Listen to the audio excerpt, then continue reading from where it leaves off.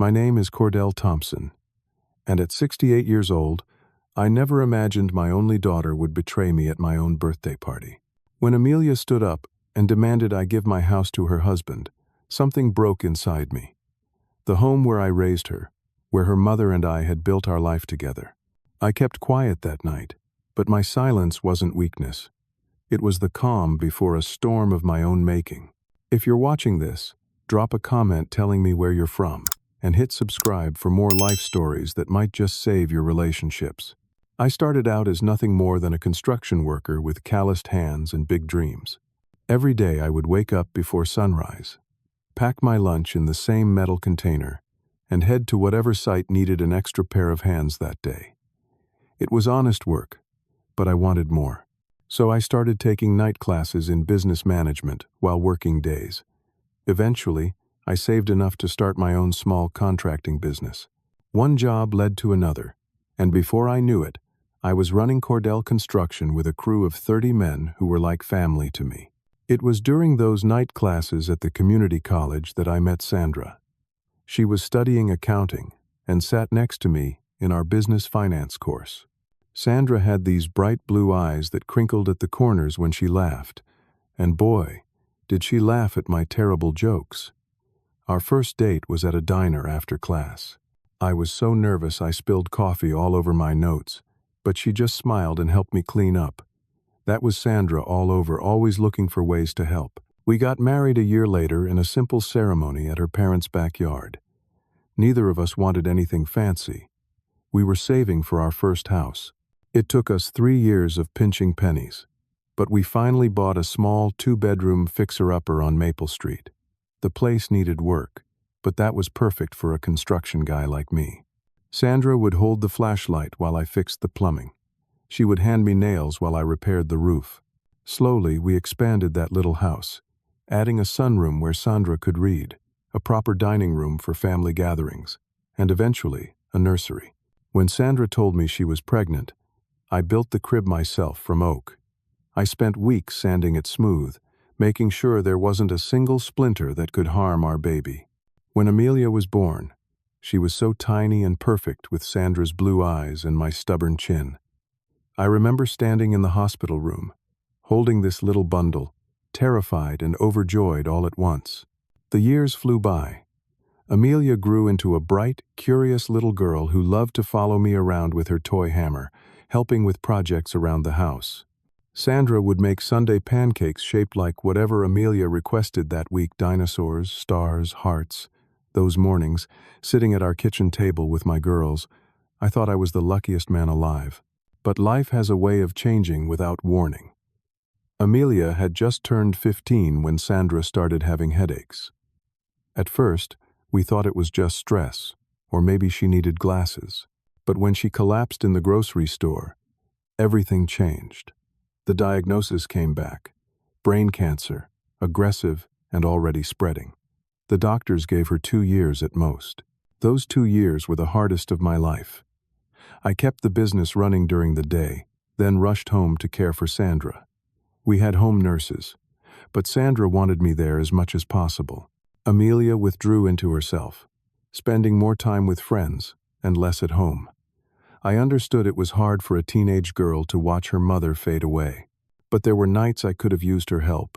Nights when Sandra was in too much pain to sleep and all I could do was hold her hand. Sandra fought hard, but in the end, cancer won. At her funeral, Amelia clung to me during the service, then disappeared with her friends afterward. I stood alone by Sandra's grave after everyone left, promising her I would take care of our girl. "I will make sure she has everything she needs, Sandy," I whispered. "I promise you that." Raising a grieving teenage daughter alone wasn't what I had planned for my 50s. Amelia and I bumped heads often. She wanted more freedom. I wanted to keep her safe. She stayed out past curfew. I grounded her. She cried that I didn't understand. I tried to explain that I was doing my best. We were both grieving, both trying to figure out how to live in a world without Sandra to balance us. Despite our struggles, I made sure Amelia had opportunities. When she got accepted to university, I paid her tuition in full. Sandra and I had started a college fund when she was born, and I had added to it regularly, wanting to give our daughter the education neither of us had been able to afford in our youth. Amelia graduated with honors in marketing, and I sat in that auditorium bursting with pride. She looked so grown up in her cap and gown, so much like her mother, that it made my heart ache. After graduation, she got a job at a marketing firm in the city. She was independent, successful, building her own life. I thought Sandra would have been proud of how our girl turned out. Then Amelia met Jackson Palmer at a company event. She brought him home for dinner a month later. Jackson was tall and well-dressed, with perfectly styled hair and a smile that never quite reached his eyes. He charmed Amelia completely, but something about him set off warning bells in my mind. Maybe it was how his eyes darted around our house, assessing everything, or how he asked about my business within minutes of meeting me. Construction, huh? Must be good money in that. Their romance was a whirlwind. Within 6 months, Jackson had proposed with a diamond ring that seemed too large for his supposed middle management salary. When I gently suggested they might want to date longer before getting engaged, Amelia accused me of not wanting her to be happy. Mom would have been supportive, she said, words that cut deeper than she knew. The wedding was lavish, much more so than Sandra and I had ever wanted for ourselves. Jackson insisted on a historic hotel venue, a 5-tier cake, and a honeymoon in Bali. When the bills started coming in, it became clear he expected me to cover most of it. "It is tradition for the bride's family to pay," he said smoothly, when I questioned a particularly extravagant expense for imported flowers. After the wedding, I started noticing patterns. Jackson changed jobs frequently, always with stories about incompetent bosses or companies that didn't recognize his potential. He drove a luxury car but somehow never had money for dinner when they visited. Amelia made excuses for him, explaining how he was between opportunities or investing in his future. Within a year of their marriage, Jackson lost his job again. This time, Amelia supported them both on her marketing salary. Their visits became more frequent, always with some financial emergency that needed solving. A roof leak, car repairs, medical bills.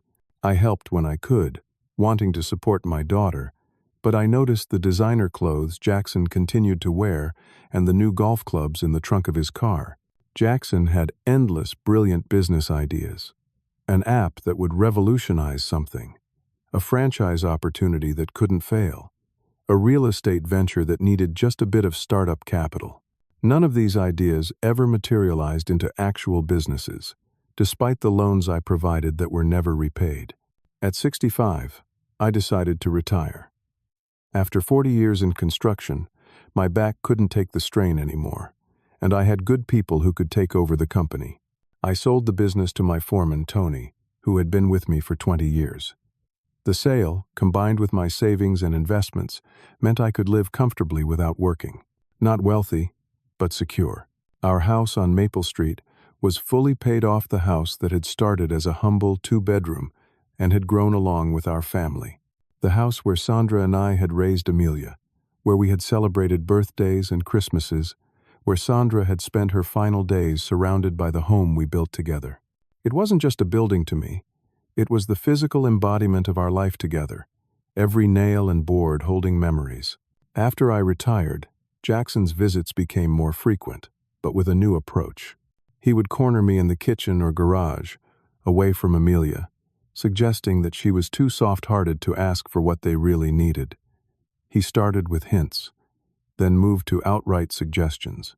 "Amelia mentioned your retirement account must be pretty substantial by now," or "that guest room is wasted space, you know. We could really use it as a home office if we lived here." I overheard him once, talking on the phone in my backyard, unaware that I was working in the garden shed with the door cracked. "The old man with the cash is being stubborn," he said to whoever was on the other end. "But Amelia is working on him. Trust me, we'll get access to those funds soon enough." I closed the shed door quietly, my heart heavy with the realization that my son-in-law saw me as nothing more than a bank account. Our relationship with Amelia changed too. Where she used to call me twice a week, Now weeks would pass with just a text message. Sunday dinners dwindled from weekly to monthly, to when we have time. When they did visit, Jackson would walk through the house with assessing eyes, making comments about what they could update when the time comes. The first really obvious sign of trouble came on my 67th birthday. Amelia forgot completely. No call, no card, nothing. When I mentioned it a week later during a rare phone conversation, she sounded distracted. "Oh, sorry, Dad. Things have been crazy busy here. No offer to make it up, no belated wishes, just a dismissal and a quick change of subject to a problem with their car that they needed help resolving." By Christmas that year, I noticed a definite shift in Jackson's approach. Rather than subtle hints, he began directly questioning me about my finances. During dinner, while Amelia was in the kitchen, he leaned across the table. "So, Cordell, what's your portfolio looking like these days? Market's been good to construction stocks." When I changed the subject, his smile tightened. Later, as they were leaving, he asked pointedly, "Have you updated your will recently? At your age, it's important to have everything in order." My oldest friend Warren saw it too. We've been friends since high school, and he's never held back his opinions. After helping me fix a leaky pipe under the sink, we sat on the back porch with beers. "Cordell," he said bluntly, "that son-in-law of yours has dollar signs in his eyes every time he looks at you or this house. Be careful." I tried to brush it off, make excuses for them. They're just going through a rough patch financially. Jackson's between jobs again. Warren wasn't having it. Between jobs for 3 years? With a new car every 18 months? Come on, Cord. You're smarter than this. Deep down, I knew he was right. And it hurt to admit that Amelia was part of it. My little girl, who once made me handmade Father's Day cards, now saw me as a source of funds and assets rather than a father. The final straw came when I donated $20,000 to the local youth center. They needed a new roof, and construction is what I know. I not only gave money, but volunteered to oversee the project, enjoying the chance to be useful in retirement. When Amelia found out through a community newsletter, she called immediately, the first time she'd initiated a call in months. "Dad, how could you just give away that kind of money?" she demanded, not even bothering to say hello first. "We could have used that for a down payment on a better place. You know our apartment is too small." I was stunned into silence momentarily. "Amelia, it's my money to do with, as I choose, and helping kids have a safe place after school seems like a worthy cause." "Well, what about your own family?" she snapped. "What about helping us?" After that call, I sat in Sandra's favorite armchair for a long time, thinking about what our daughter had become. Was this my fault somehow? Had I spoiled her, failed to teach her values, or was this all Jackson's influence? Whatever the cause, I knew something had to change in our relationship. When my 68th birthday approached, I decided to host a small gathering at my home. Nothing extravagant, just backyard barbecue with close friends. I invited Warren and his wife Beth, my neighbors Frank and Dorothy, who had been so kind after Sandra passed, and my cousin Richard, who lived about an hour away. To my surprise, Amelia seemed enthusiastic when I called to invite her and Jackson. "Of course we'll be there, Dad. We wouldn't miss it. Do you want us to bring anything?" Her sudden warmth confused me, but I chose to be optimistic. Maybe she'd realized how she'd been acting and wanted to make amends. I spent the day before the party shopping and preparing. I made Sandra's potato salad recipe and marinated steaks the way Amelia had always liked them as a teenager. I set up the backyard with lights strung between trees, Sandra's touch that I'd maintained over the years. I even put fresh flowers on the patio table, another tradition Sandra had insisted on for every gathering. "Life's too short not to celebrate with flowers," she always said. The morning of my birthday, I woke up feeling genuinely excited. Having everyone together in the home Sandra and I had built felt right. Amelia called around 10, saying they'd be a little late but definitely coming. I spent the day tidying up, setting out plates and glasses, and preparing the grill. Warren and Beth arrived first, right on time at 5 o'clock. Warren handed me a bottle of my favorite whiskey with a card that brought tears to my eyes when I read it later. To my brother, in all but blood, he'd written, 68 years young, and still the best man I know. Frank and Dorothy came next, bringing a homemade apple pie that Dorothy had learned to make from Sandra years ago. Richard arrived with a photo album he'd put together of old family pictures, including some of Sandra and me when we were young that I hadn't seen in years. We settled into easy conversation, the kind that flows naturally among people who've known each other through life's ups and downs. Warren told embarrassing stories about our youth. Frank and I discussed the merits of different grill techniques. The women reminisced about community projects they'd worked on with Sandra. Amelia and Jackson finally arrived at 6:30, an hour and a half late. They were overdressed for a backyard barbecue. Jackson in a blazer and designer jeans, Amelia in a dress that seemed more suited to a fancy restaurant than her father's backyard.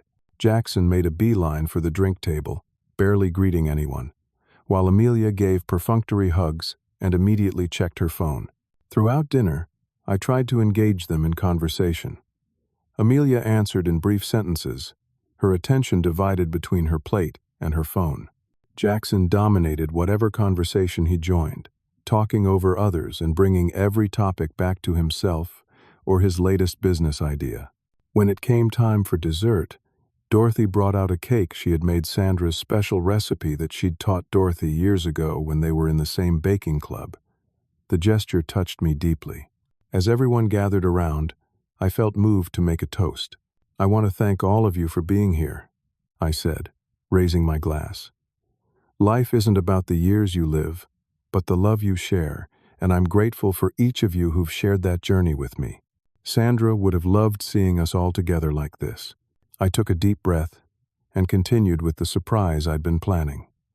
To show my appreciation, I've arranged a weekend trip for all of us to a cabin in the mountains next month. My treat: just good friends, good food, and good memories to make. The genuine smiles and thanks from everyone warmed my heart.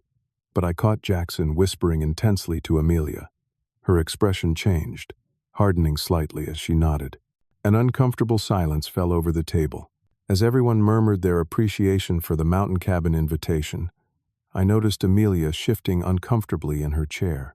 Jackson nudged her with his elbow, his eyes fixed on her with an intensity that made me uneasy. Then suddenly, Amelia stood up, her chair scraping loudly against the patio stones. "Dad," she said, her voice unnaturally formal, "these trips are nice, but let's talk about something important." She glanced at Jackson, who gave her an encouraging nod. "Jackson and I have been talking, and it's time you downsized. This house is too big for you, and we could really use it. Why not give it to us now, instead of waiting?" The table fell completely silent. Warren's fork paused midway to his mouth. Beth stared at her plate. Dorothy looked between Amelia and me with wide, shocked eyes. I didn't respond immediately, trying to process what my daughter had just demanded in front of all my friends. My silence apparently frustrated Amelia, because she continued more forcefully. "Come on, Dad. Give the house to my husband. You don't need it anymore." Her voice rose with each word, until she was practically shouting, "You're just one person in a 4-bedroom house. We need the space. You could get a small apartment that would be much easier for you to manage." Jackson's face bore a smug smile as he watched the scene unfold. He draped his arm over the back of Amelia's chair possessively when she sat back down, as if rewarding her performance. I felt a strange calm descend over me, despite the hammering of my heart. "We'll discuss this later, Amelia. Today is about celebration." "There's nothing to discuss," she huffed, rolling her eyes like a teenager. "You're being selfish, Dad." Dorothy dropped her fork with a clatter. "Amelia Thompson Palmer, your father has never been selfish a day in his life." Her outburst surprised everyone, especially me. Dorothy was normally the peacemaker in any group. Amelia's face flushed red. "You don't understand our situation.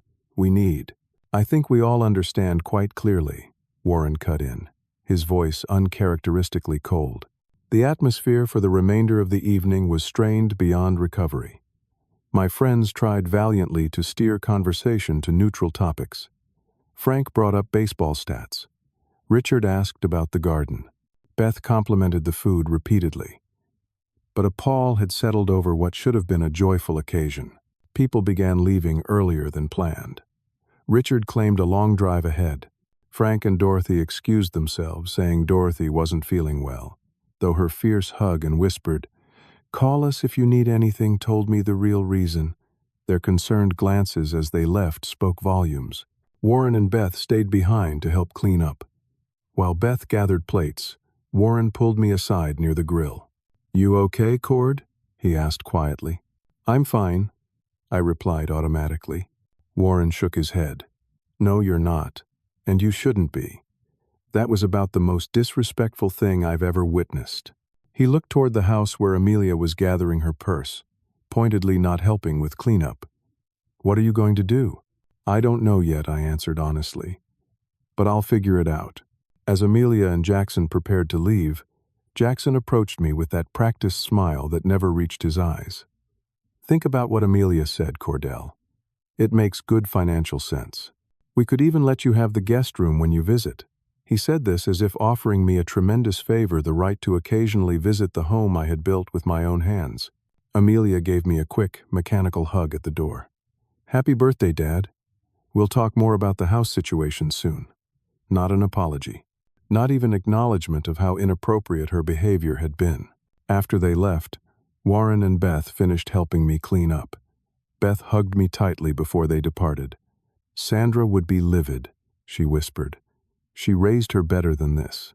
Warren's parting words stayed with me after they'd gone. "Remember who built that house, Cord. And remember it's still yours to decide about." I stood in my driveway waving as their taillights disappeared down the street. Then I walked back into my empty house, the remnants of my birthday celebration scattered around me like the pieces of my relationship with my daughter. After everyone left, I couldn't bring myself to finish cleaning up. The house felt too quiet, too empty, echoing with the words my daughter had hurled at me like weapons. I sank into the living room armchair, Sandra's favorite, the one I'd never been able to replace, even after the upholstery began to wear thin at the arms. The house was dark except for one small lamp. On the mantel, Sandra's photo caught the light. She was laughing in that picture, her head thrown back in genuine joy during our 25th anniversary trip to the coast. I found myself speaking aloud to her image. "What would you do, Sandy?" I asked the silence. "Where did we go wrong with her?" No answer came, of course. Just the ticking of the grandfather clock Sandra had inherited from her parents, keeping steady time as it had through all the years of our marriage and beyond. Around midnight, restless and unable to sleep, I climbed the narrow stairs to the attic. I hadn't been up there in months. The pull-string light illuminated dust motes swirling in the air as I navigated around old furniture and boxes of holiday decorations. In the back corner sat several plastic containers labeled in Sandra's neat handwriting. Amelia, baby, Amelia, elementary, Amelia, middle school. I opened them one by one, the weight of memories heavier than the physical items inside. A tiny knit hat from the hospital, the outfit she wore home, a bronzed pair of baby shoes, finger paintings with glitter and macaroni, school projects, report cards with teachers' comments about her bright mind and kind heart. In the elementary box, I found a stack of handmade Father's Day cards, each one preserved carefully in plastic sleeves by Sandra, who always thought ahead about preserving memories. "To the best daddy in the world." One read in wobbly first-grade handwriting, another from third grade. "I love you more than pizza and ice cream combined." A more recent one, from when she was 12. "Thank you for always taking care of us, Dad. You're my hero." My fingers trembled as I set these aside and found the old camcorder we'd used to document family vacations. The battery was long dead, but I remembered what was on those tapes.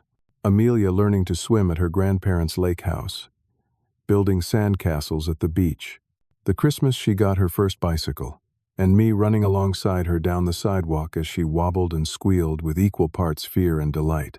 I found photo albums next. Amelia's first day of kindergarten, standing proudly by the front door with her oversized backpack. Her middle school graduation, awkward and beautiful in braces, and a new dress. High school prom with a boy whose name I could no longer recall. Her college graduation, where she had hugged me so tightly and whispered, "I did it, Dad. Mom would be proud of us, wouldn't she?" The last album contained photos from her wedding day.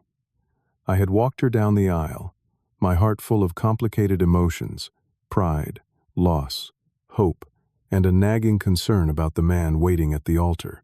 In the photos, Jackson looked handsome and confident in his tuxedo. I remembered how he had complained about the cost of the photographer right before suggesting we upgrade to the premium package, which of course I paid for. Near the Christmas decorations, I spotted the big manila envelope containing all the house documents. I pulled it down and sat cross-legged on the dusty attic floor, spreading out the papers around me. The original deed. Building permits for each edition. The plans Sandra and I had sketched ourselves for the sunroom extension, with her notes about where each plant would go. I remembered how we'd designed each part of this house together. The kitchen island had to be exactly the right height for Sandra, who loved to bake but complained about back pain from leaning over standard counters. The window seat in Amelia's bedroom was built because she wanted a princess reading nook. The extra-wide doorways on the ground floor were added after Sandra's father had visited in his wheelchair and couldn't access the bathroom. Every inch of this home had intention behind it. Every room held memories of the life we'd built. I realized then what I had known subconsciously all along the house was just a structure. The memories would stay with me wherever I lived. Sandra wasn't in these walls. She was in my heart. Dawn was breaking. By the time I descended from the attic, my legs stiff from sitting on the hard floor for hours. But my mind was clearer than it had been in months. I felt oddly peaceful, knowing what I needed to do.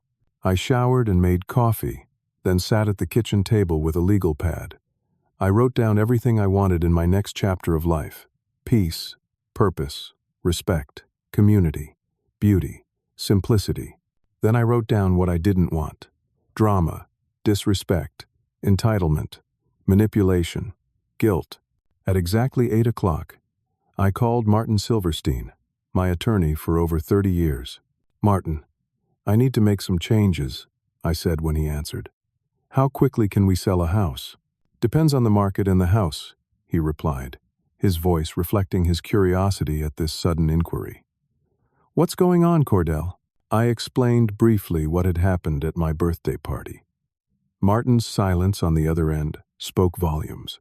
"I see," he finally said. "And you're sure about this?" "Selling the family home is a big decision." "I'm sure," I told him. "I've been thinking about it all night. It's time for a change." "What about Amelia?" he asked carefully. "That's another matter we need to discuss," I replied. "I'd like to review my will as well." After finishing with Martin, I spent the next hour making detailed notes about my plans. With each bullet point, I felt more confident in my decision. It wasn't about revenge or punishment. It was about reclaiming my life and self-respect at 68 years old. It was about ensuring that my final years would be lived on my own terms, not as a resource to be drained or an inconvenience to be managed. By the time I finished my second cup of coffee, I had mapped out a clear path forward. It would require courage to start over at my age. But looking at Sandra's photo, I could almost hear her saying what she always told me when I faced difficult decisions at work. "Trust your gut, Cordell. It's gotten you this far."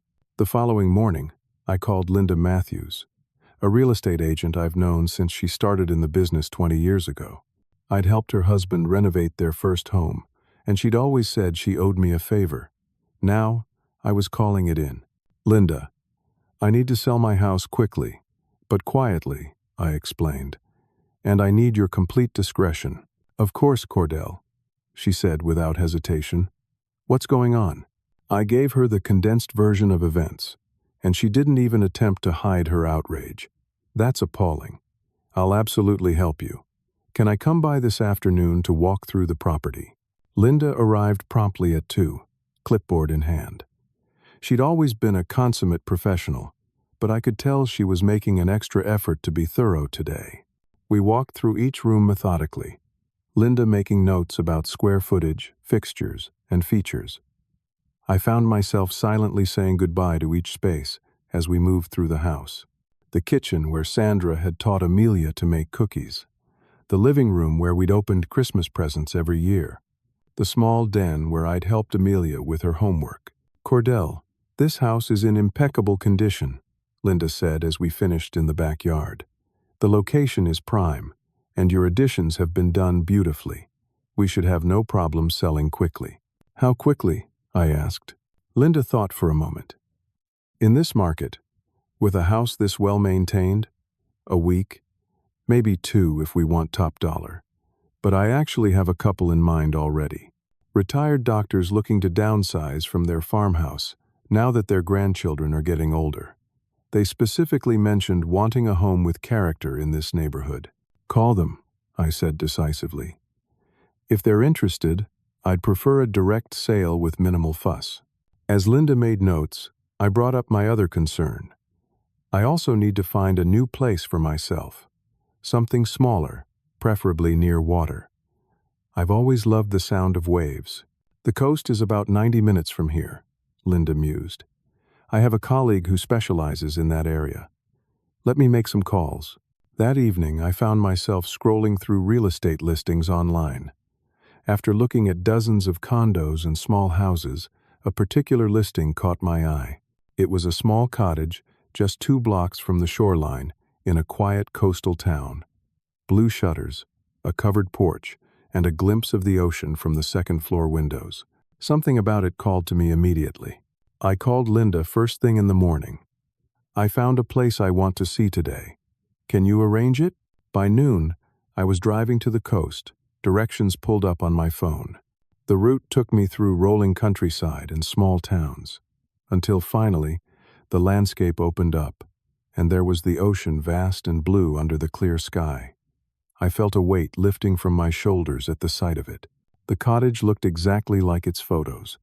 Weathered cedar shingles, white trim, a garden that was simple but well maintained. The listing agent, Marcia, was waiting on the porch when I arrived. "You must be Cordell," she said, extending her hand. "Linda speaks very highly of you. Let me show you around." The cottage was smaller than my current home, but not cramped. 2 bedrooms, an updated kitchen, a living room with a stone fireplace, and best of all, a sunroom facing west that would capture the sunset. The master bedroom upstairs had windows on 2 sides, one facing the distant ocean. The previous owner was a retired librarian, Marcia explained as we toured. "She's moving to Arizona to be closer to her son. She's maintained this place beautifully." As we stood on the upstairs balcony, I noticed an older man in the neighboring yard, pruning rose bushes. He looked up and waved. "That's Tom Baker," Marcia said. "Retired naval officer. Very friendly. Most people in this neighborhood are retirees or summer residents. It's quiet year-round, but especially peaceful in the off-season." When the tour was complete, I felt certain. "I'd like to make an offer," I told Marcia. "The full asking price, contingent on the sale of my current home." "That's wonderful," she replied. "Given what Linda told me about your situation and your buyer, I think we can coordinate the closings to happen very smoothly." True to Linda's prediction, her retired doctor clients fell in love with my house immediately. They offered full asking price with a quick closing timeline. Exactly what I needed. I instructed both Linda and Marcia to keep all transactions confidential and to process everything as quickly as legally possible. Throughout this whirlwind of activity, I received several texts from Amelia asking when we could continue our discussion about the house. I replied non-committally each time, saying I was busy with volunteer work and would get back to her soon. It wasn't a lie I had increased my hours at the youth center, finding solace in teaching teenagers basic carpentry skills while my personal life underwent this transformation.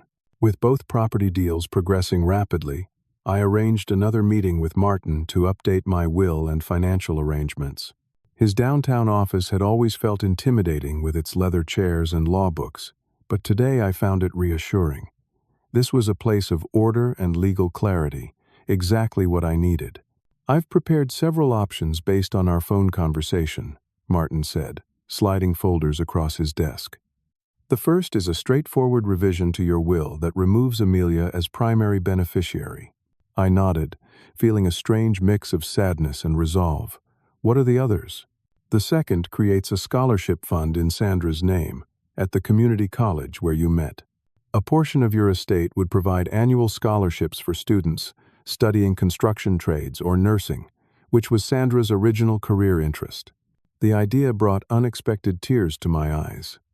Sandra had always believed in education as a path to opportunity.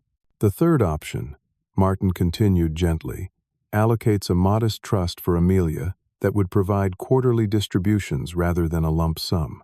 This would prevent her husband from accessing all funds at once, and includes conditions that the money cannot be used to satisfy existing debts. I considered all three carefully before looking up at my old friend. I want to implement all of them. Remove Amelia as primary beneficiary, create the Sandra Thompson Memorial Scholarship, and set up the restricted trust for Amelia. She's still my daughter, Martin, despite everything. Martin nodded understandingly. I thought you might say that. I'll prepare the documents right away. A week later, both property closings were scheduled for the same day. I signed countless papers, watched the deed to my family home transfer to its new owners, and received the keys to my coastal cottage. By that afternoon, I had a cashier's check representing the difference between the sale of my larger home and the purchase of my smaller one, safely deposited in my bank account. That evening, Martin sent the formal notification letter to Amelia, as we had discussed. The letter briefly explained that I had sold my home and relocated, and that changes had been made to my estate planning. It included my new address but not my phone number, which I had also changed. The response came faster than I anticipated. My phone rang at 7:30 the next morning, Amelia's name flashing on the screen. Dad, what is this letter from Martin? You sold our house? Without even talking to me? Her voice was shrill with anger and disbelief. I took a deep breath. Good morning, Amelia. Yes, I sold the house. It wasn't our house. It was my house, and now it isn't. You can't do that. Where are you? Where are you living? What about all our things in the attic? The questions came rapid fire, her tone oscillating between rage and panic. I've moved to a cottage by the sea, I replied calmly. As for the items in the attic, I've kept the family photos and mementos. The rest is in storage. You're welcome to come get your personal belongings whenever you like. This is insane. Jackson says we should contest this. You're clearly not thinking straight. Are you having some kind of breakdown? A senior moment? Her attempt to pathologize my decision only confirmed I had made the right choice. I'm thinking more clearly than I have in years, I told her. I need to go now, Amelia. The moving truck will be here soon with my furniture. She was still protesting when I ended the call. I stood for a moment looking out at my new garden, where morning light filtered through a large maple tree. A sense of peace washed over me despite the difficult conversation. The next week was a flurry of activity. Warren and my new neighbor Tom helped me unload the moving truck with my carefully selected furniture and belongings. I had sold or donated at least half of what I owned, keeping only what had true meaning or practical use in my new smaller space.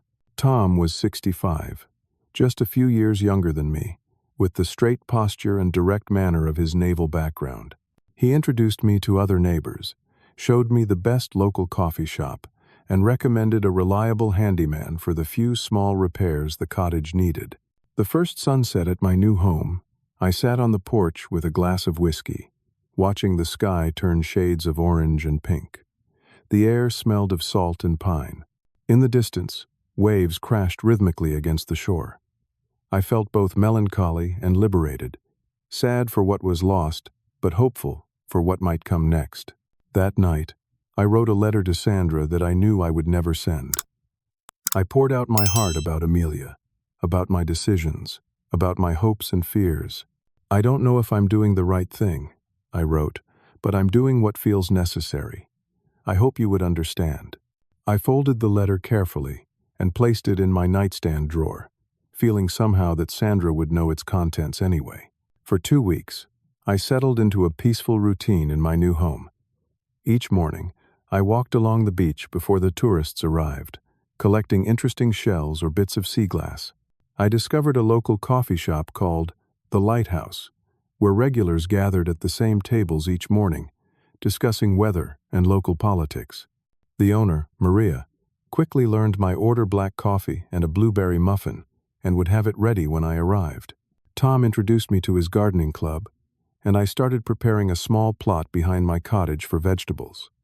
Tomatoes love the coastal air, Tom assured me as he helped me till the soil, and nothing beats homegrown. I was just beginning to feel at home in my new community when a Sunday morning knock shattered my newfound peace. The pounding was aggressive, insistent, nothing like the friendly taps of my new neighbors. Through the peephole, I saw Amelia and Jackson standing on my porch. Amelia's face was flushed, and Jackson's expression could only be described as thunderous. I considered not answering, but knew this confrontation was inevitable. I opened the door cautiously. "Hello, Amelia, Jackson. This is unexpected." Before I could finish my greeting, Jackson pushed past me into the house, his shoulder roughly bumping mine. Amelia followed, looking around with critical eyes. "This is what you downgraded to?" Jackson sneered, gesturing dismissively at my cozy living room. "Where's the money from our house?" His choice of words, "our house," ignited something in me. "My house, Jackson. And the money is secured." "What's that supposed to mean?" "Secured," he demanded, advancing toward me. "You think you can just cut us out?" Amelia stepped between us, but her words were no kinder. "How could you do this to us, Dad? We were counting on that inheritance. We had plans." The admission was so naked, so blatant, that I almost laughed. "Plans for my death, Amelia? Is that what you've been waiting for?" Her face flushed deeper. "That's not what I meant. But you always said everything would go to me someday. We made financial decisions based on that." "Financial decisions like Jackson's gambling debts?" I asked quietly. Her eyes widened. "What are you talking about?" Jackson stepped forward aggressively. "Who's been feeding you lies?" "No one had to tell me," I replied, maintaining my calm despite my racing heart. "I've watched you for years, Jackson. The new cars when you're supposedly broke, the designer clothes, the business investments that never materialize. The way you look at my house, at everything I own like it's already yours." "You selfish old man," Jackson shouted, his facade cracking completely. "Do you know how long we've been waiting for you to do the right thing? You don't need all this money. You know I had business plans for that property." "What business plans?" I asked. "Another get-rich-quick scheme that would fail like all the others?" "You don't know anything about business," he spat. "That house was going to be our future. We were going to sell it and use the money to invest in cryptocurrency. We could have tripled our investment." Amelia looked uncomfortable for the first time. "Jackson, maybe we should—" "No," he cut her off. "I'm sick of tiptoeing around. Your father has been holding us back for years. He has all this money sitting around while we struggle. It's not fair." I looked at my daughter, really looked at her. Her designer handbag contradicted the struggling narrative. Her manicured nails and expensive haircut told a different story than the one Jackson was spinning. But there was something else in her eyes, a flicker of doubt perhaps, or the first recognition that this confrontation had veered into indefensible territory. "I worked for 45 years to build what I have," I said quietly but firmly. "I started with nothing, Amelia. You know that. I don't owe my hard-earned money to anyone, not even you. I've helped you plenty over the years, paid for your education, your wedding, countless loans that were never repaid. But that doesn't entitle you to everything I've built." "But we're family," she protested, falling back on the one card she thought would trump all others. "Family works both ways, Amelia.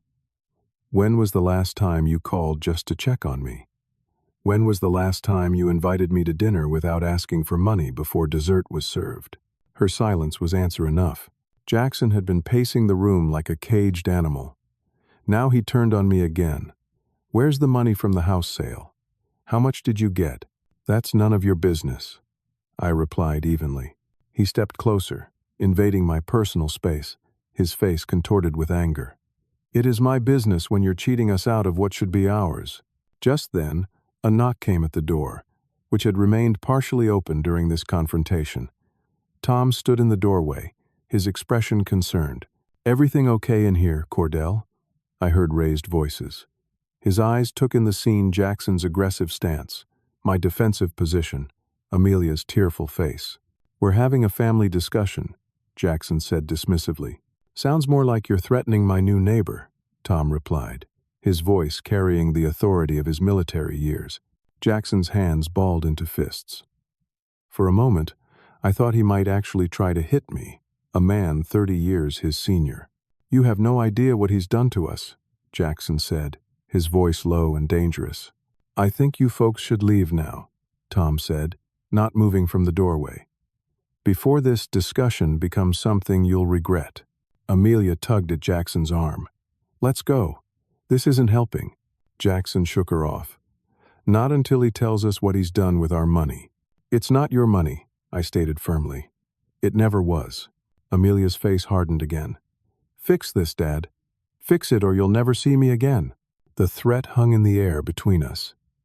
In that moment, looking at the stranger my daughter had become, I made my final decision. "I love you, Amelia," I said softly. "I always will. But I won't be treated this way, not even by you." She stared at me in disbelief, unused to hearing no from her father. Then she grabbed her purse and stormed past Tom without another word. Jackson followed, but not before delivering a parting shot. "This isn't over, old man." I watched from the window as they got into their luxury SUV, another sign of their supposed struggle, and drove away, tires squealing on the quiet street. Tom remained in the doorway until they were gone. "You okay?" he asked simply. I sank onto the sofa, suddenly exhausted. "Not really, but I will be. Susan and I are having pot roast for dinner," he said, referring to his wife whom I'd met briefly. "There's plenty. Come over around 6. I started to decline politely, but realized I didn't want to be alone with my thoughts. "Thanks, Tom. I'd like that." Dinner at Tom and Susan's was exactly what I needed. Their home was warm and comfortable, the conversation easy. During the meal, their phone rang 3 times, each of their adult children calling just to check in. Tom and Susan took turns chatting briefly, sharing little family updates, the kind of casual, loving communication I hadn't had with Amelia in years. After the third call, Susan noticed my expression. "They call every Sunday," she explained. "Nothing important, just staying connected."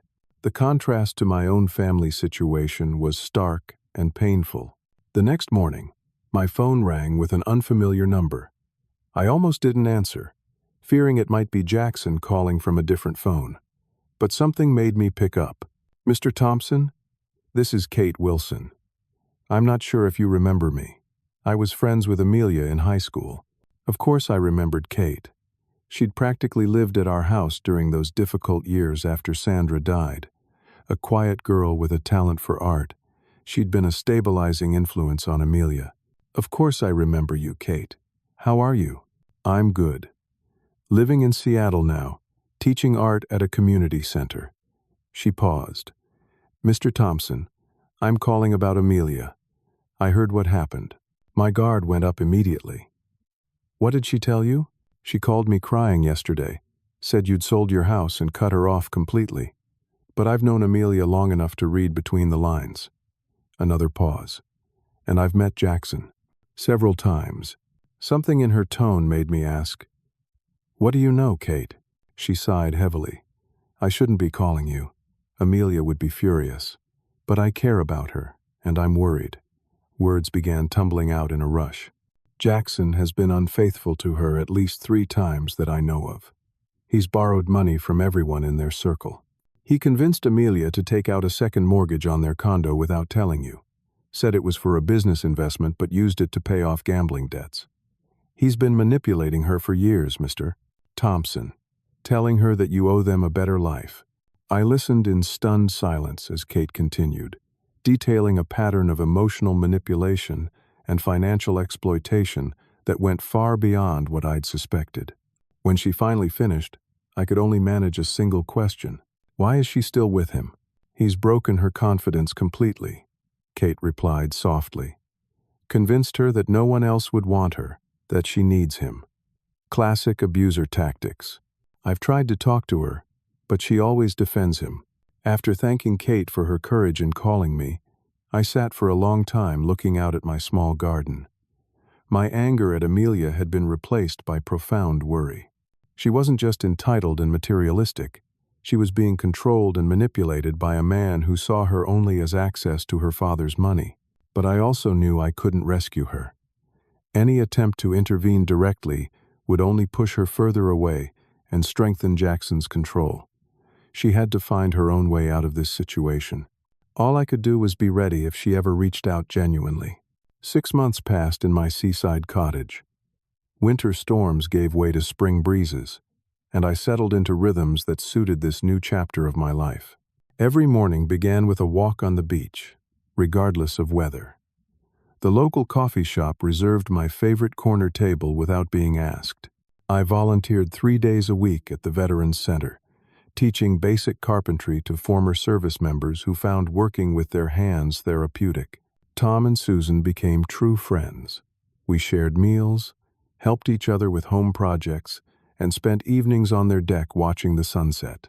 Their children and grandchildren accepted me as part of their extended family, sending me birthday cards and calling occasionally just to chat.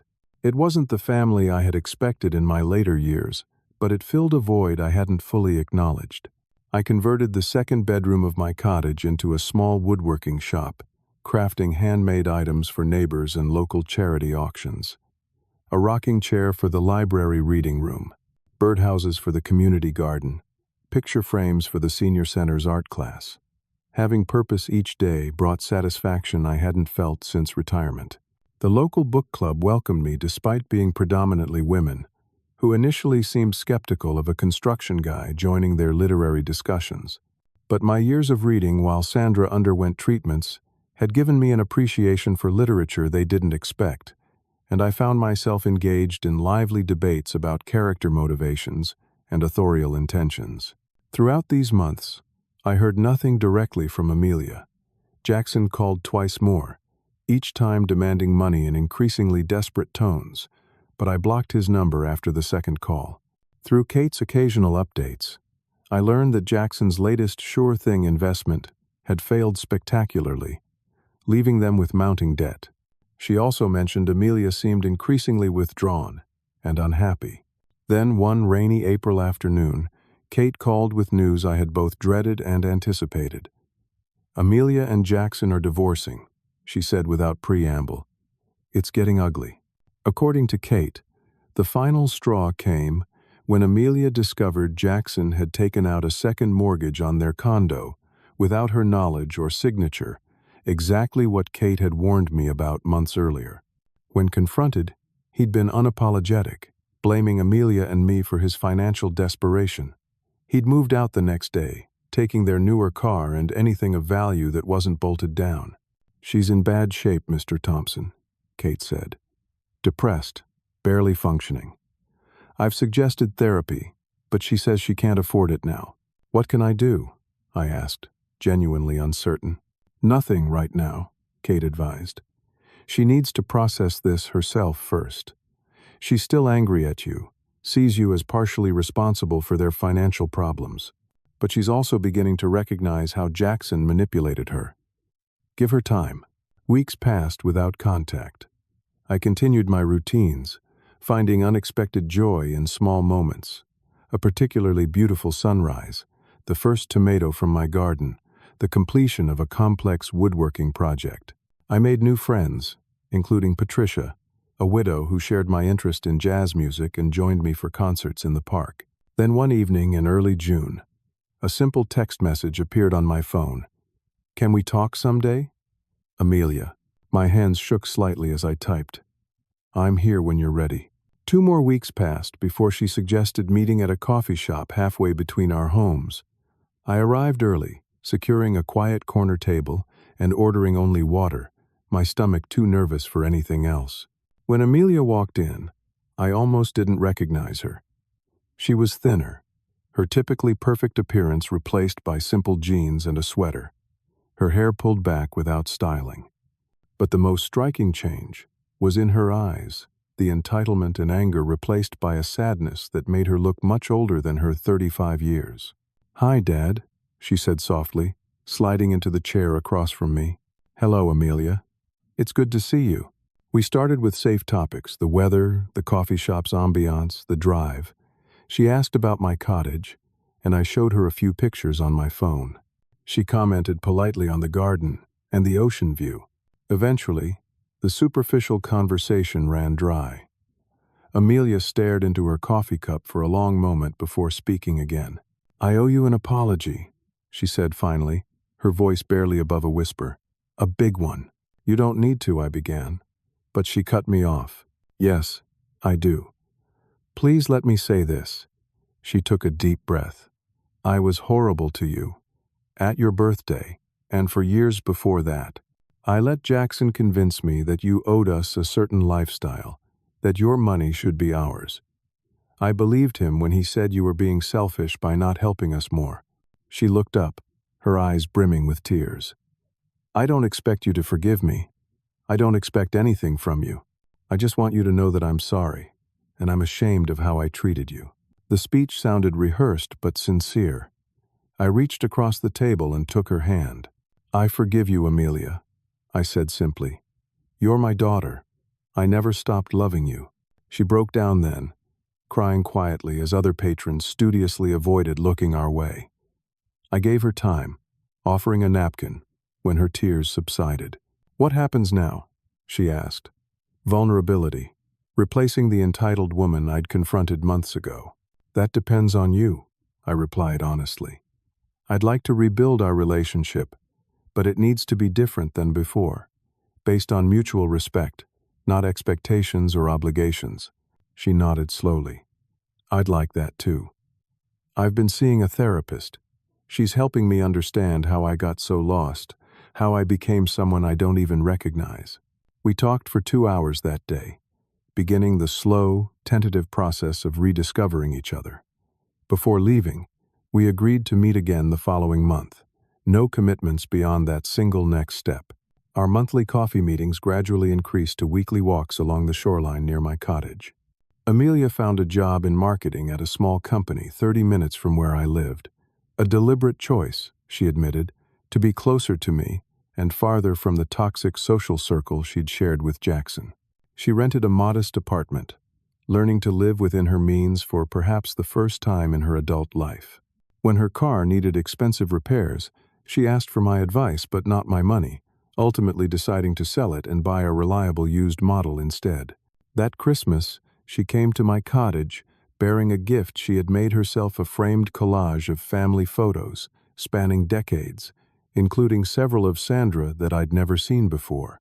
"I found them in a box of Mom's things," she explained. "I thought you should have them. The healing between us remains a work in progress. There are still awkward moments, raw spots we carefully navigate around. But there's also genuine laughter now, and conversations that last for hours without mention of money or possessions. Through this journey, I've learned that love doesn't mean giving people whatever they demand. Sometimes the most loving thing you can do is establish boundaries that protect your own dignity while allowing others the space to recognize their mistakes. I've learned that it's never too late to start over, to redefine what matters to you.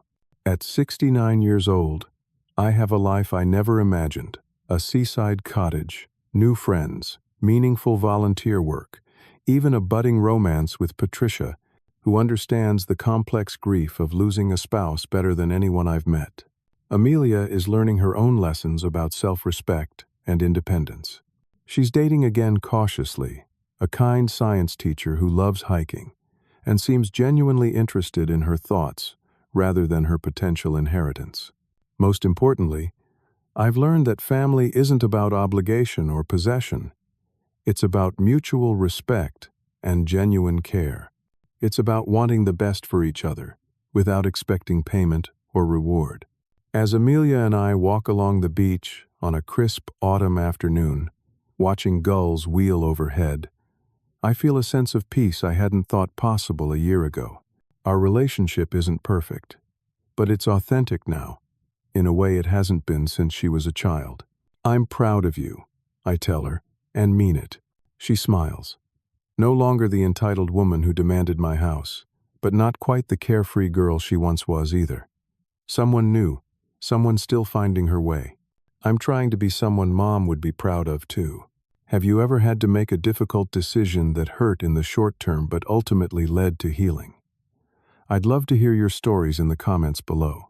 And if this story resonated with you, please hit that like button and subscribe to hear more life lessons from someone who has walked a long road and learned a few things along the way. Remember that it's never too late to stand up for yourself with love, not vengeance. Thank you for listening, and I wish you the courage to make the difficult choices that lead to peace.